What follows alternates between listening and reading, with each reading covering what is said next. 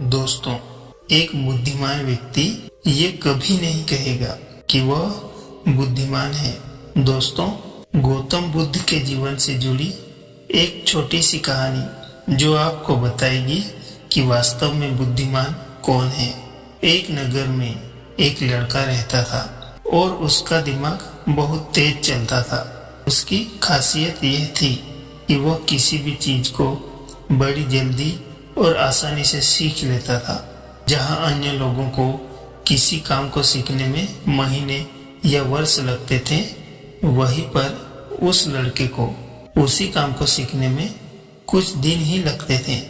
उसकी ख्याति दूर दूर तक फैली थी और कहा जाने लगा था कि उस व्यक्ति के जितना बुद्धिमान है ही नहीं है। परंतु वह व्यक्ति जानता था कि वह भीतर से क्या है। हर व्यक्ति ये जानता है कि वह भीतर से क्या है, चाहे वो बाहर से अपने आप को कुछ भी दिखाए। पर वह व्यक्ति भी भीतर से तो परेशान था। वह अपने अहंकार से अपनी परेशानियों को ढकना चाहता था। ज्यादातर लोग ऐसा ही करते हैं। वह व्यक्ति अपनी प्रसिद्धि को और बढ़ाने के लिए तरह तरह के नए कामों को सीख रहा था। वह चित्रकारी करना जानता था, वह मूर्ति बना सकता था और वह गीत भी गा सकता था। दुनिया भर का हर वो काम सीख चुका था जो उसने अब तक देखे हुए थे।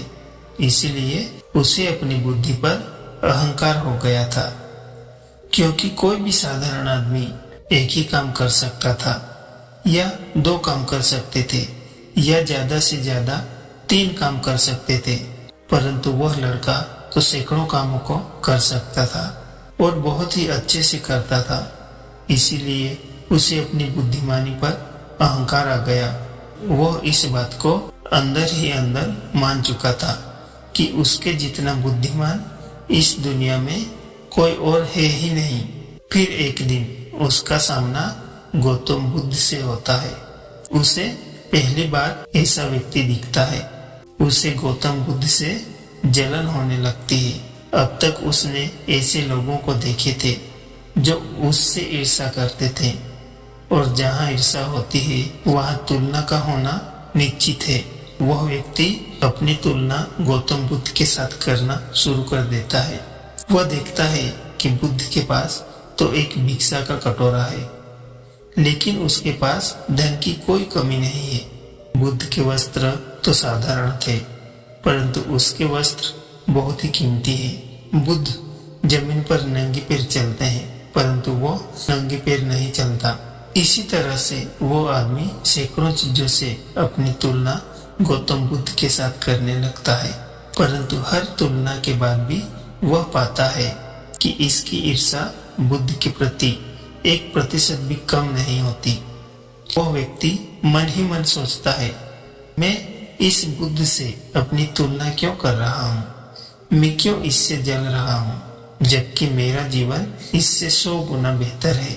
लेकिन फिर वो सोच में पड़ जाता है, सारे लोग बुद्ध का सम्मान कर रहे हैं, आखिर इसके भीतर ऐसा क्या है जो मुझ में नहीं है, जिसके कारण मेरे अंदर इसके प्रति ईर्ष्या का भाव उत्पन्न हो रहा है।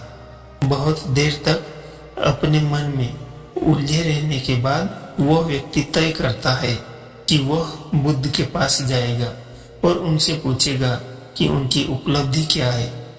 वह व्यक्ति अपने सेवकों के साथ बुद्ध के पास जाता है और उनसे कहता है कि मैं इस इलाके का सबसे बुद्धिमान व्यक्ति हूँ और आप अपने आसपास जो भी देख रहे हैं, मैं वो सब करना जानता हूँ।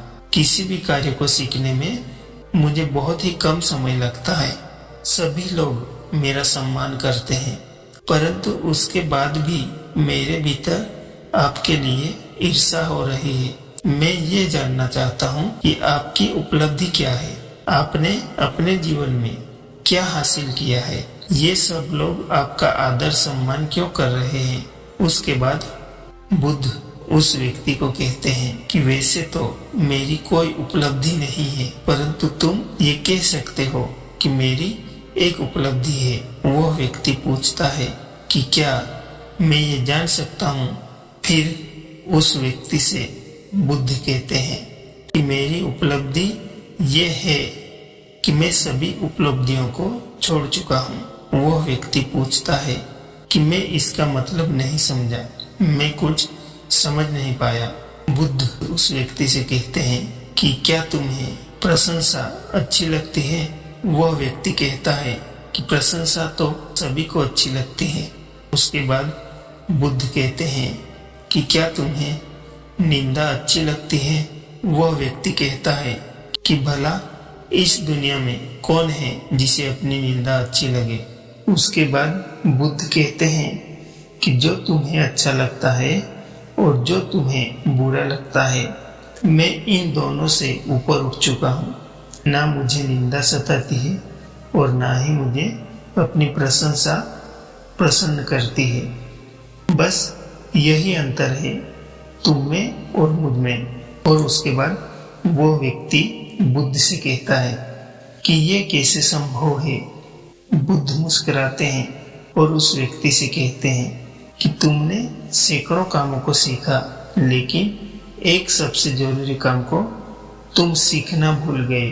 वो व्यक्ति बुद्ध से पूछता है कि कौन सा काम? बुद्ध कहते हैं कि क्या तुम अपने मन को नियंत्रित कर पाते हो? वो व्यक्ति समझ जाता है कि ईर्ष्या का यही कारण था।